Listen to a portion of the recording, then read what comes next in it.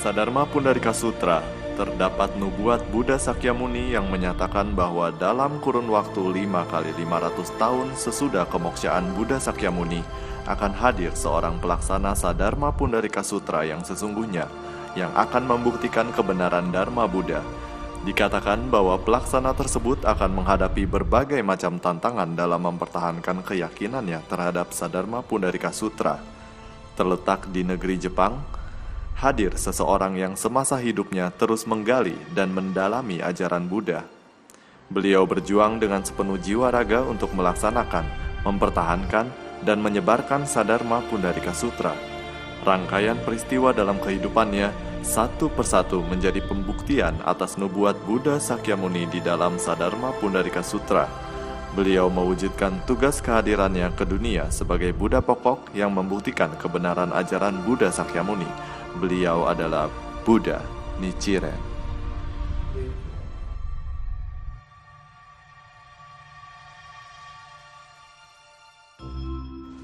Di sebuah desa nelayan di pantai timur Provinsi Awa, negeri Jepang, hidup pasangan suami istri yang tinggal di daerah perkampungan Kominato. Sang suami seorang nelayan bernama Nikuna Shigetada dan istrinya bernama Umegi Kunyo. Mereka sesungguhnya adalah keturunan samurai yang diasingkan karena alasan politik. Pada tanggal 16 Februari 1222, Umegi Kunyo melahirkan seorang bayi laki-laki yang diberi nama Zenichi Maro.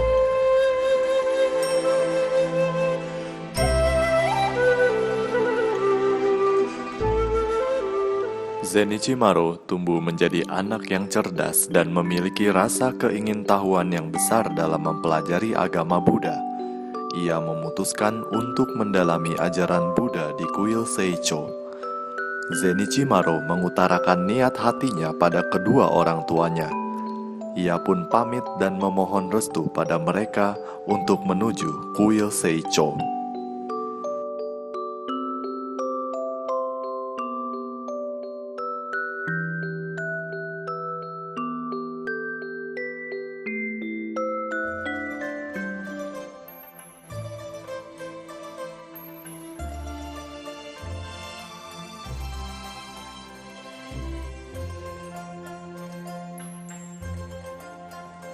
Dalam usia yang masih belia, Zenichi Maro mendalami Buddhisme di kuil Seicho yang beraliran sekte Shingon. Zenichi Maro dibimbing oleh Dozembo, ketua biksu kuil Seicho, yang menjadi gurunya. Di sana, Zenichi Maro memperoleh nama baru, yaitu Yakuo Maro. Pada usia 16 tahun, Yakuo Maro mengganti namanya menjadi Zeishobo Rencho. Pada usia 17 tahun, atas restu dari Dozembo, Rencho meninggalkan kuil Seicho dan berkelana ke beberapa kuil dan tempat-tempat literatur Buddhis untuk lebih mendalami agama Buddha. Pada usia 21 tahun, Rencho melanjutkan perjalanan ke Provinsi Awa menuju Gunung Hiei, di mana terdapat kuil Enryaku, kuil pusat sekte Tiantai. Disinilah Rencho mempelajari Sadharma Pundarika Sutra dan menyimpulkan bahwa Sadharma Pundarika Sutra merupakan sutra terpenting yang diajarkan Sang Buddha. Pada usia 30 tahun, Rencho semakin kuat keyakinannya bahwa hakikat dari ajaran agama Buddha yang sesungguhnya terdapat pada Sadharma Pundarika Sutra. Setelah selama lebih dari 15 tahun mendalami Buddhisme, Rencho pun kembali ke kuil Seicho dan menemui Dozembo. Seusai mengunjungi gurunya, Rencho kembali pulang ke rumah orang tuanya untuk mengabarkan keyakinannya kepada Sadharma Pundarika Sutra.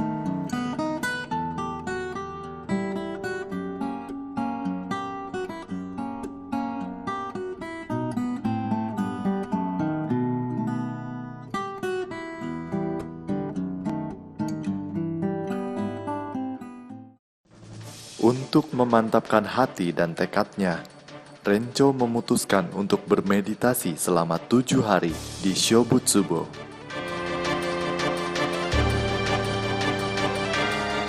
Tanggal 28 April 1253, menjelang fajar menyingsing, Rencho bangkit dari meditasinya dan menaiki Bukit Kasagamori. Hari itu, untuk pertama kalinya, Nammyoho Renge-kyo dikumandangkan sebagai perwujudan tugas kehadiran Buddha pokok masa akhir Dharma untuk menyadari hakikat terpokok dari ajaran Buddha dan perwujudan kesadaran sempurna atau kebudahan.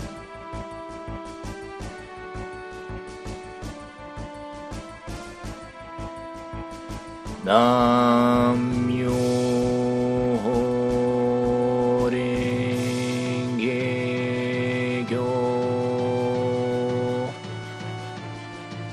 Nammyoho Renge-kyo.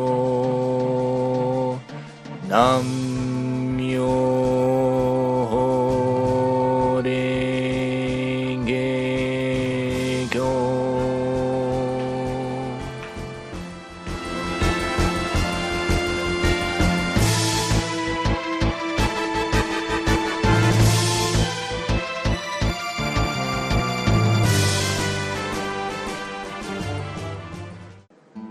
Siang harinya di hari yang sama, Rencho mengumpulkan para penduduk desa di Taman Shobutsubo untuk mendengarkan pembabaran perdana dari Rencho yang telah mewujudkan tekadnya sebagai pelaksana Sadharma Pundarika Sutra. Saat itu, ia mengganti namanya menjadi Nichiren. Nichi berarti matahari, merujuk pada prasna Nichiren yang memancarkan cahaya ke seluruh penjuru dunia untuk melenyapkan kegelapan batin umat manusia. Ren berarti bunga teratai, yang bermakna bahwa kehadiran Nichiren di dunia ini ibarat bunga teratai yang mampu mekar dengan indah di tengah lingkungan kolam yang keruh. Bukankah Nammyoho Renge-kyo itu adalah judul dari Sadharma Pundarika Sutra? Benar. Aku, Nichiren, sebagai pelaksana Sadharma Pundarika Sutra, masa akhir Dharma. Hari ini, untuk pertama kalinya, aku akan membabarkan inti hakikat terpokok dari ajaran Buddha. Dan ini merupakan tugas kelahiranku di dunia ini. Ajaran Buddha sebelum Sadharma Pundarika Sutra belum menjelaskan pencapaian kesadaran Buddha yang sesungguhnya untuk umat manusia. Ini adalah penyebab yang mengakibatkan ketidakbahagiaan. Aku menyimpulkan bahwa intisari dari agama Buddha yang tepat dan sesuai dengan masa akhir Dharma, seperti yang telah diramalkan oleh Buddha Sakyamuni, Mahaguru Tiantai, Mahaguru Dengyo, adalah Nammyoho Renge-kyo. Berita tentang Nichiren yang membabarkan Sadharma Pundarika Sutra tersebar dengan cepat dan sampai ke telinga Tojo Kagenobu, kepala daerah setempat yang merupakan penganut Nembutsu. Hal ini menimbulkan amarah Tojo yang menganggap Nichiren sebagai seorang biksu yang sesat. Sungguh memalukan! Bagaimana mungkin biksu muda itu bisa berkhotbah di daerah kekuasaanku? Segera tangkap biksu Nichiren! Siap, Tuan! Guru-guru, ada serangan dari penguasa Tojo untuk menangkap Nichiren. Jiren, segera selamatkan diri di jalan rahasia. Aku akan menghadap. Tapi bagaimana dengan Anda, Guru? Jangan berkhawatir aku. Cepat. Di mana Nichiren? Kami tidak tahu kemana Nichiren pergi. Silakan, kalian boleh periksa kuil. Prajurit, berpencar, cari di seluruh sudut kuil ini. Pada tahun 1258, saat bencana silih berganti melanda negeri Jepang, Nichiren Daishonin pergi ke kuil Jiso di daerah Iwamoto dengan tujuan mengumpulkan bukti-bukti tertulis yang dapat diperdebatkan untuk menerangkan penyebab bencana bermunculan di negeri Jepang. Saat itu, Nichiren pun bertemu biksu kecil bernama Hokibo. Karena begitu mengagumi karakter agung Nichiren Daishonin, untuk seterusnya, Hokibo mengikuti dengan setia kemanapun beliau pergi. Hokibo kini kita kenal sebagai biksu tertinggi kedua atau Nikko Shonin, pewaris kelestarian ajaran Buddha Sekte Nichiren Shoshu. Pada tanggal 6 Juli 1260, Nichiren menyampaikan surat menegakkan hukum sakti untuk menenteramkan dan mensejahterakan negara atau Rissho Angkokuron sebagai protes terhadap pemerintahan Hojo Tokiyori, mantan penguasa paling berpengaruh di Kamakura. Hukum sakti yang dimaksud adalah menegakkan filsafat Sadharma Pundarika Sutra bagi bangsa Jepang. Namun pemerintah Hojo menolak mengikuti anjuran yang disampaikan Nichiren dalam surat itu.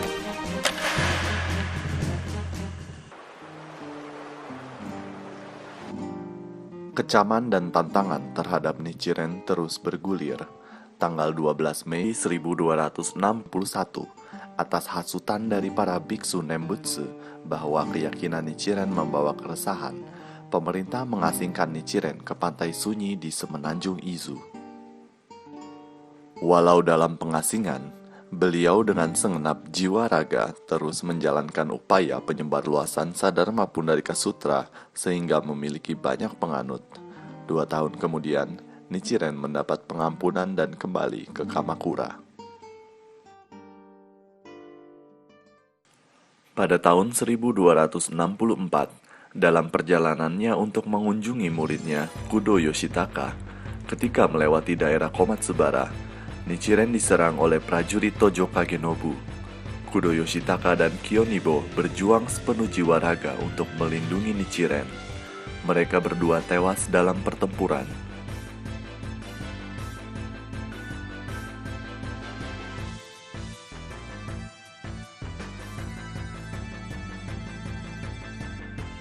Sementara itu Nichiren terkena luka goresan di dahi dan lengan kirinya patah.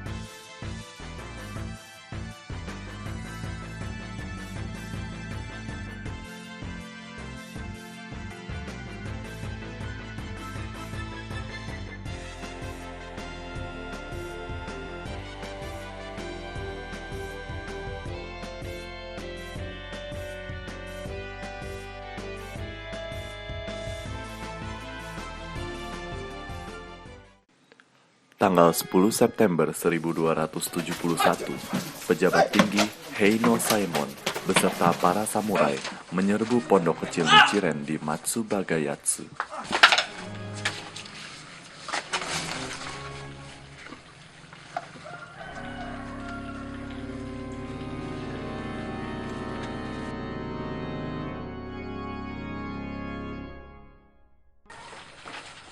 Lihatlah! Betapa gila perbuatan Heino Saemon. Ketidakpercayaan kalian terhadap Sadharma Pundarika Sutra akan menjadi penyebab runtuhnya negeri Jepang. Pada tanggal 12 September 1271, meskipun tidak bersalah, namun karena kebencian Heino Saemon yang mendalam, Nichiren Daishonin divonis hukuman pemenggalan kepala di Tatsunokuchi. Dalam perjalanan menuju tempat eksekusi, Nichiren Daishonin melewati kuil Bodhisattva Hachiman dan meminta untuk berhenti sejenak untuk mengunjungi kuil tersebut. Bodhisattva Hachiman, jika nanti malam aku dihukum penggal dan pergi ke tanah suci Gridhahuta, aku akan segera berkata kepada Buddha Sakyamuni bahwa Tensho Daijin dan Hachiman telah melanggar prasetyanya kepada Buddha.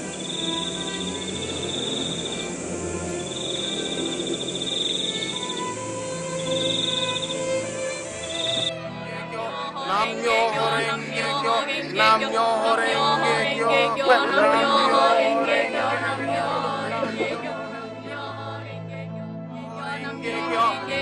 Horenge Kyo, Namyo Horenge Kyo, Namyo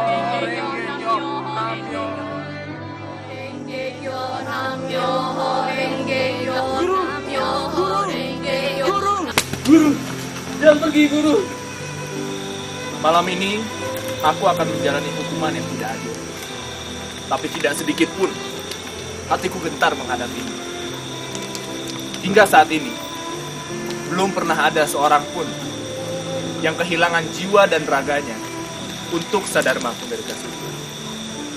Malam ini, aku akan menyerahkan kepala yang tidak berharga ini untuk Sadharma Pundarika Sutra dan akan memberikan kurnia kebajikan yang ditimbulkannya untuk ayah dan ibu, murid-murid, beserta pengikut. Kalau begitu, izinkan aku ikut bersamamu, Guru.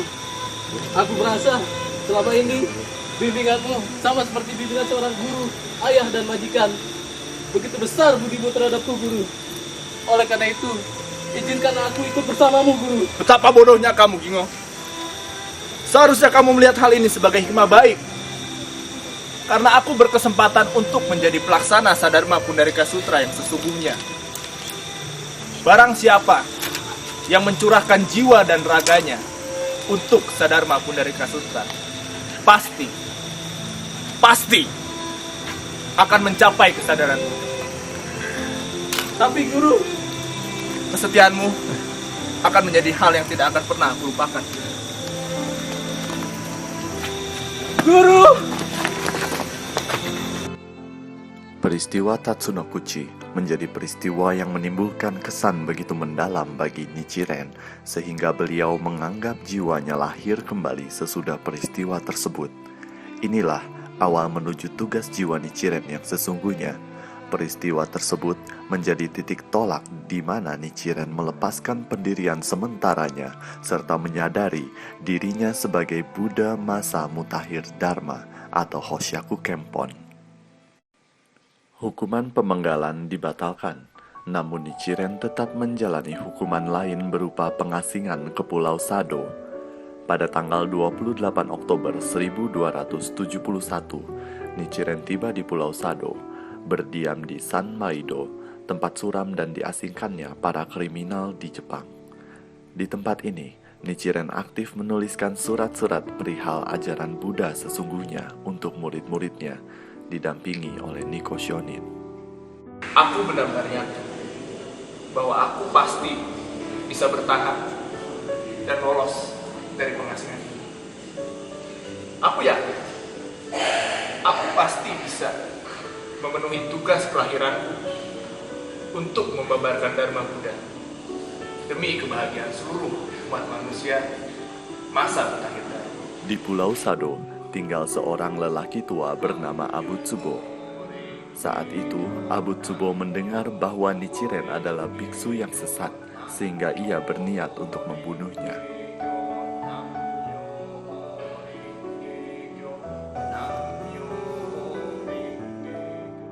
Tadinya aku pikir Buddha Nichiren sangat kejam dan keji. Namun setelah aku mendengar menyebut Nammyo Renge-kyo, hatiku bergetar. Sungguh mulia hati Buddha Nichiren. Kalau begitu, besok kita kunjungi Buddha Nichiren. Karena selama ini kita hanya mendengarkan rumor mengenai dirinya, tapi kita belum pernah berbicara langsung dengannya. Mari kita dengarkan penjelasannya. Setelah melihat dengan mata kepala sendiri keagungan dan welas asih dari Nichiren, Abu Tsubo beserta istrinya akhirnya menjadi pelindung utama Nichiren selama masa pengasingan di Pulau Sado, serta melayani Nichiren dengan sepenuh hati.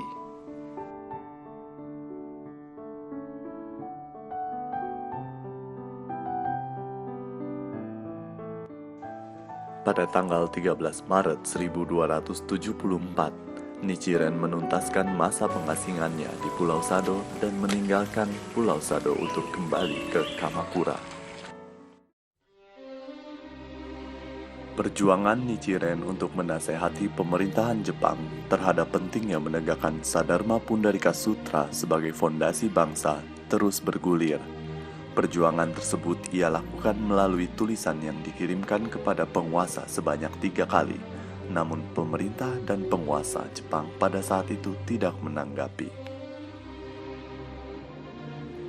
Berdasarkan tradisi di Jepang, ketika seorang arif bijaksana menasehati penguasanya hingga 3 kali dan masih tetap tidak diperhatikan, maka ia harus menarik diri dari masyarakat.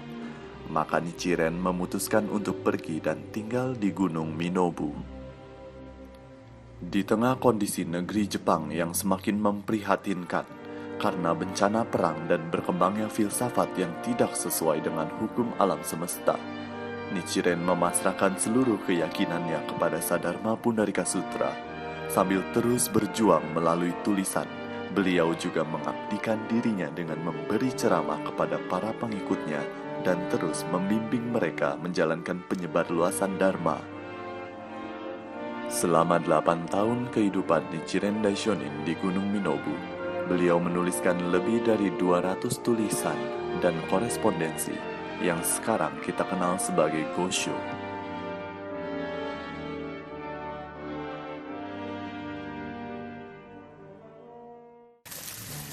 Ajaran Nichiren semakin tersebar luas dan semakin banyak yang percaya dengan sungguh hati. Pada tahun 1279, 3 orang petani di Atsuhara mempertaruhkan seluruh jiwa raganya dengan teguh menolak melepaskan hati kepercayaan terhadap hukum Nammyoho Renge Kyo. Keteguhan mereka membuat mereka dianiaya dan menghadapkan mereka pada hukuman pemenggalan. Peristiwa Atsuhara membuat Nichiren sadar dan semakin yakin bahwa sudah muncul orang-orang yang memiliki hati kepercayaan yang kuat dan rela mengorbankan jiwa raga mereka demi hukum Nammyoho Renge Kyo.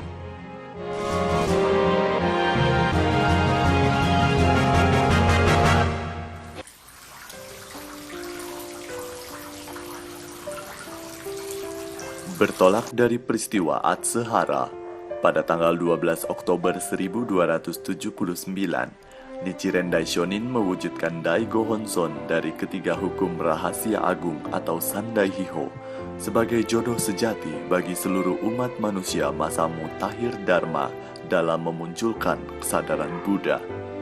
Inilah sesungguhnya yang menjadi tujuan kehadiran Buddha Nichiren ke dunia ini.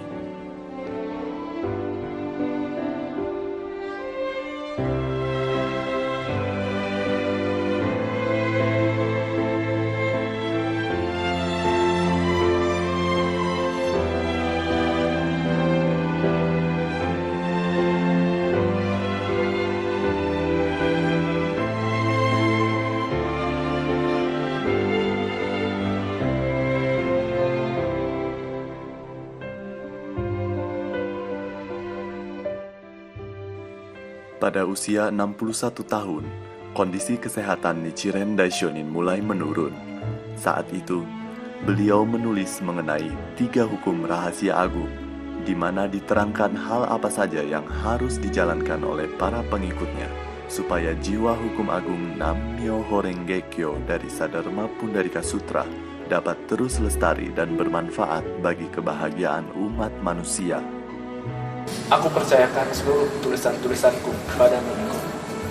Selanjutnya, kau adalah pewaris dari seluruh ajaran. Pertahankan dan teruskanlah penyebarluasan hukum agung ini ke seluruh negeri. Baik Guru, akan kujaga baik-baik. Dan selalu kuingat nasihat serta bimbingan Guru untuk menyebarluaskan ajaran ini.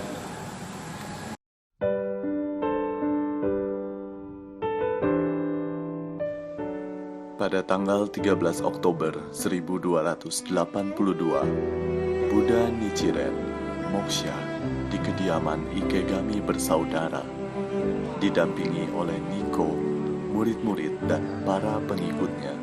Mereka dengan penuh hormat dan hikmat menyebut Nammyoho Renge Kyo.